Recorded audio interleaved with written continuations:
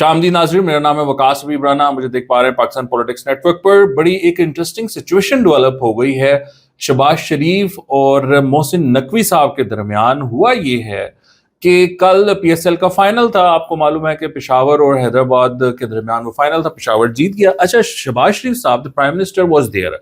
एक तो बड़ी इंटरेस्टिंग बात ये हुई है कि प्राइम मिनिस्टर ने जो आप कह लें एलिवे होती है या जो कॉरिडोर होता है PSL का, जो स्टैंड्स होते हैं या जो प्राइवेट VIP स्टैंड्स होते हैं ना, गैलरीज होती हैं, उसके बाहर जो इस तरह एक गली सी बनी होती है ना, जो वॉकवे होती है, वहां पर दोनों टीम्स के साथ उन्होंने मुलाकात की। आई डोंट नो वो ग्राउंड में क्यों नहीं आए, ये बात मुझे समझ नहीं आई।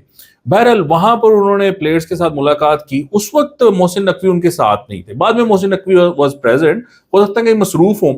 और उसके बाद ये हुआ कि मोहसिन नकवी साहब जब मैच वगैरह फाइनल वगैरह हो गया, पेशावर जीत गया, तो मोहसिन नकवी साहब जा रहे थे और उनसे सहाफियों ने सवाल किया कि ये जो वन कॉन्स्टिट्यूशन एवेन्यू है, इस पे आपने एक्शन लिया और उसके बाद जो प्राइम मिनिस्टर ने एक्शन लेते हुए एक कमेटी बना दी, तो आप क्या अभी कायम है अपनी बात पर? उन्होंने कहा जी मैं CDA के साथ खड़ा हूं। ये पॉइंट नोट कर लें आप। उन्होंने कहा मैं 100% CDA के साथ खड़ा हूं। जो यहाँ पर दो नंबरियां होती रही हैं, पैसे खिलाते रहे हैं और पैसे खाते रहे हैं, वो मामला नहीं चलेगा। अभी ये मामला जो है कानून और आइन के मुताबिक होगा। उन्होंने कहा लॉ जीतेगा, कानून जीतेगा। उन्होंने कहा जी हम कमेटी के सामने अपनी गुजारिशात रखेंगे, यानी CDA के तौर पे, और कमेटी जो है वो आइन और कानून के मुताबिक फैसला करेगी। तो ये आप समझ रहे हैं, यानी मोहसिन नकवी का केस वहीं पर खड़ा है, वो खड़े हैं अपनी जगह पर। उन्होंने कहा जी कानून में अदालत की तरफ से हुक्म आया, हमने ये बिल्डिंग खाली करानी थी, हमने खाली कराने के अपने इकदाम कर लिए, और उसके बाद प्राइम मिनिस्टर ने जो एक्शन लिया है, मेरी पोजीशन वही है, मेरी पोजीशन नहीं चेंज हुई, और हम CDA के थ्रू अपना केस लड़ेंगे उस कमेटी के सामने। सो ये बड़ी एक क्लियर पोजीशन मोहसिन नकवी ने ले ली है। अब क्या ये मोहसिन नकवी वर्सेस शहबाज शरीफ मामला है? जो कि बातें चल रही हैं, यही बातें हो रही हैं कि जी शहबाज शरीफ और मोहसिन नकवी आमने सामने आ गए हैं, और उसमें अब सारा आलम साहब ने भी कंट्रीब्यूशन की है, उन्होंने भी एक वीलॉग किया, उस पर बाद में आते हैं। लेकिन मुझे नहीं लगता कि ये मोहसिन नकवी या शहबाज शरीफ का मामला है। मुझे लगता है कि शहबाज साहब being sort of a polite guy और एक एक पॉलिटिकल बैकग्राउंड से आते हुए, उनको उनके जो पॉलिटिकल एडवाइजर्स हैं, उन्होंने कहा होगा कि सर जी है की हो गया है, तो वो बड़ा ऑपरेशन हो गया है, तो काम खराब हो जाएगा, ये है वो है। अब उसमें अपेरेंटली ख्वाजा आसिफ का तो कोई फैमिली का वहां पर फ्लैट है, लेकिन इसके अलावा नून लीग का कोई फ्लैट उसमें नहीं निकला है। तो उनको हो सकता है ये एडवाइस की हो कि सर जी है तो बड़ा फड्डा हो जाएगा, ਉਹਦੇ ਚ ਤੇ ब्यूरोक्रेट भी रहते ने, ये है वो है, सारी कहानियां।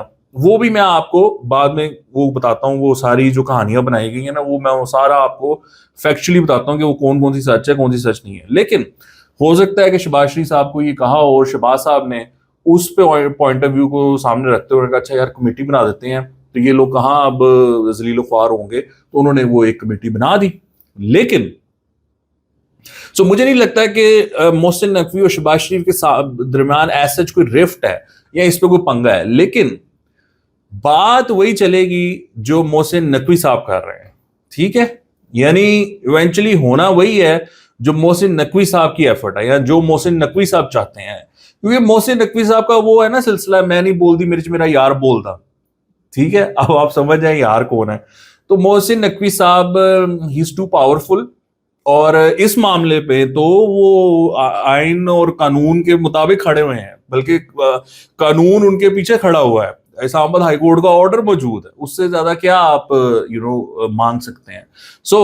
इस वजह से ये आप तसल्ली रखिएगा और आप ये देखते जाइएगा कि ये मामला इवेंचुअली वैसे ही रिजॉल्व होगा जैसे मोहसिन नकवी साहब चाहते हैं। अब मोहसिन नकवी साहब को शहबाज शरीफ साहब कह दें कि यार थोड़ा सा हाथ ओला रख लें, इनको कॉम्पनसेट कर देते हैं, इनको कोई पेमेंट वगैरह करके इनसे खाली करा लेते हैं, इन्होंने तो पेमेंट की है ना, तो CDA को ओनरशिप तो आ गई है CDA के बाद, कोई इस तरह की कोई ऐसी बातें होती है ना जी, कॉम्प्रोमाइजिंग सिचुएशन आ जाती है, वो कोई डेवलप हो जाएगी और मोहसिन नकवी साहब उनके साथ मिलकर इस मामले का कोई हल निकाल लेंगे।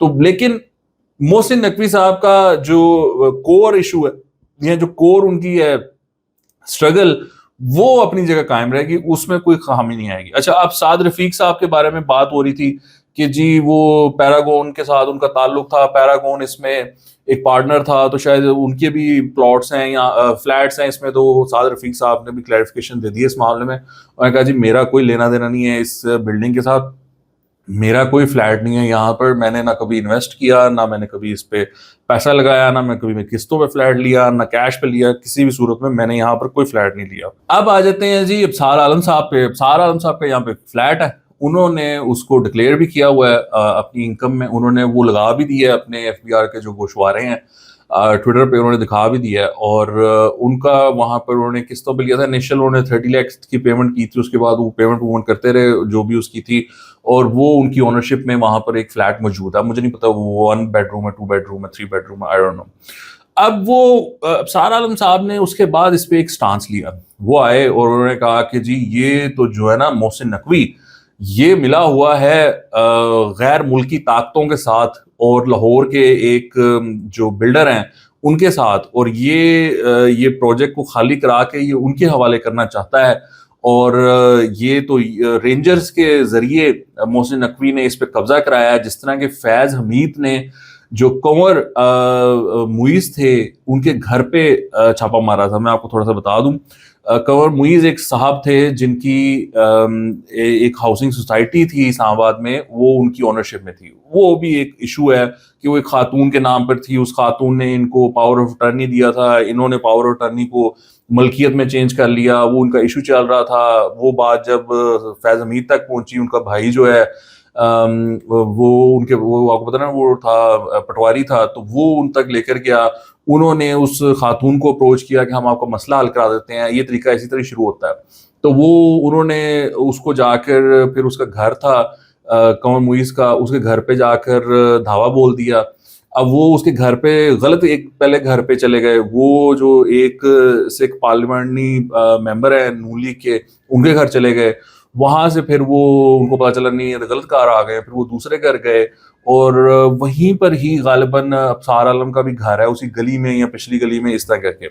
تو وہ جو کنور صاحب تھے ان کے گھر چلے گئے, وہاں پر انہوں نے کنور کو بھی اٹھا لیا, سونا بھی لے لیا, پراپرٹی کے کاغذات بھی لے لیے, سارا کچھ لے کر وہ آ گئے, اور اس سے زبردستی وہ زمین جو ہے ہتھیانے کی کوشش کی. یہ سارا معاملہ ہوا تھا, اور اسی کیس پر ان کو جو کورٹ مارشل ہوا ہے ان کا, اس پہ ان کو سزا بھی ہوئی ہے. ٹھیک ہے, تو ابصار عالم صاحب نے یہ اس کو پورٹرے کیا کہ یہ محسن نقوی نے وہی کام کیا ہے رینجرز کے تھرو جو کہ فیض حمید نے کنور معیز کے ساتھ کیا تھا. ٹھیک ہے, یہ ایک بہت بڑا الزام ہے نا, ایک بہت بڑا ایک معاملہ ہے. تو پھر میں نے بھی اس پہ ظاہر بات ہے کہ ہم پھر پتہ کروایا کہ بھیا کیا معاملہ ہے, وہاں پر کچھ انفارم لوگوں سے بات کی اسلام آباد سے, تو پتہ یہ چلا کہ آپ کو بھی آئیڈیا ہوگا شاید کہ یہ جو 1 کانسٹیٹیوشن ایونیو ہے, یہ جو ٹاورز ہیں, یہ بالکل جو کانسٹیٹیوشن ایونیو ہے جہاں پر کہ supreme court, prime minister house, president house, assembly,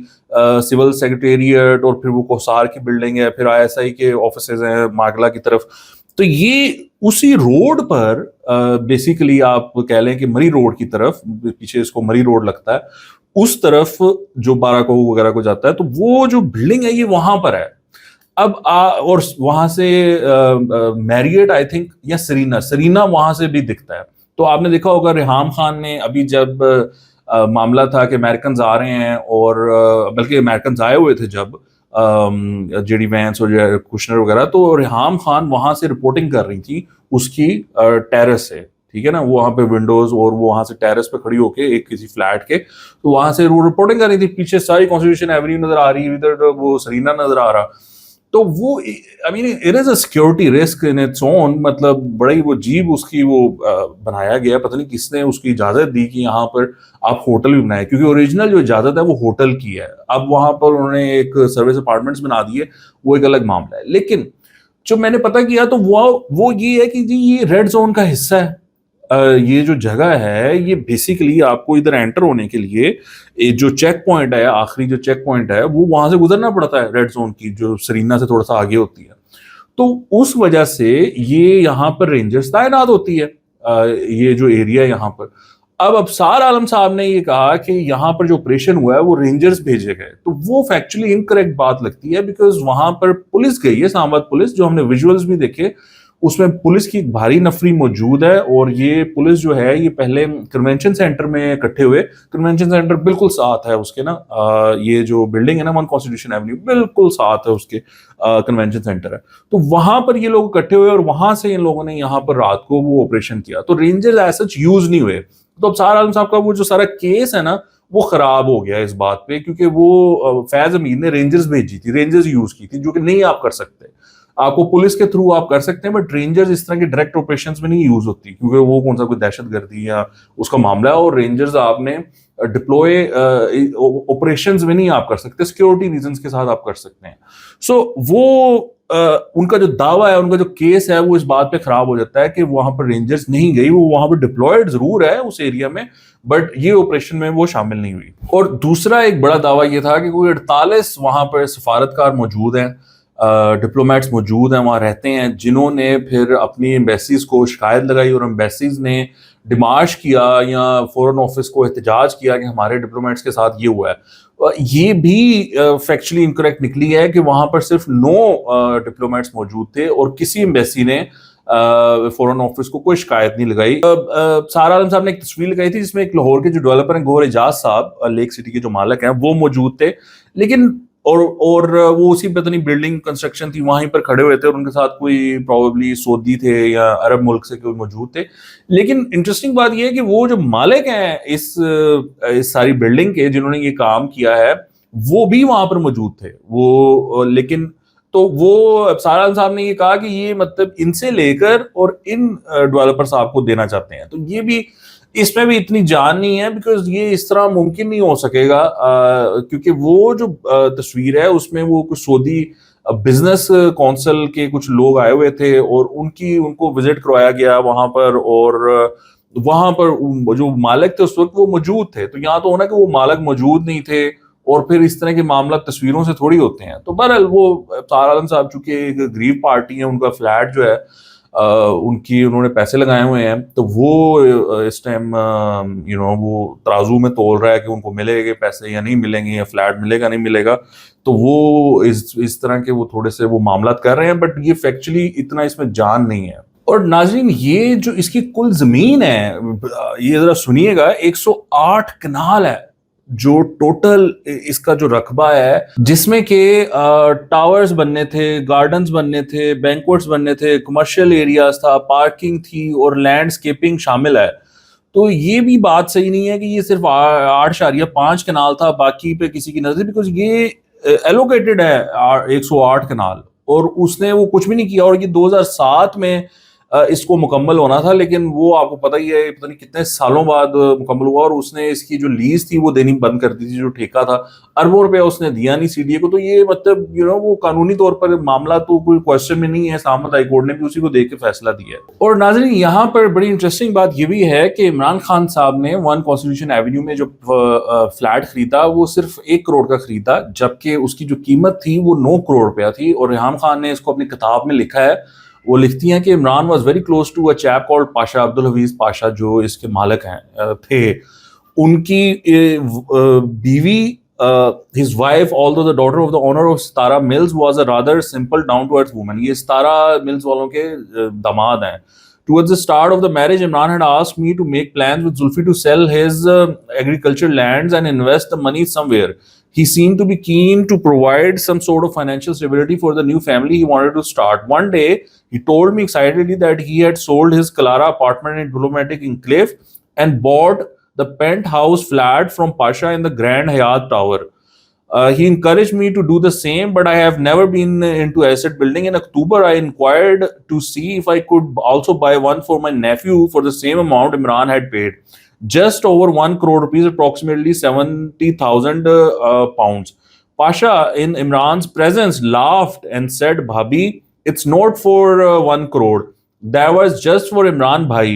Khurshid Shah sent me 5.5 crores in cash and I declined.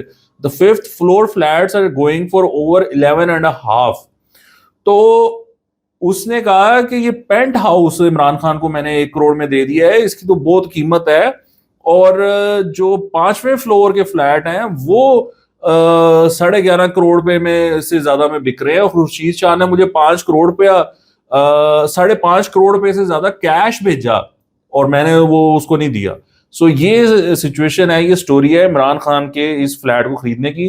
Imran Khan صاحب ماشاءاللہ اس طرح کر کے چیزیں خریدتے تھے اور پھر وہ بعد میں لوگوں کو ادروائز فائدہ دے دیتے تھے.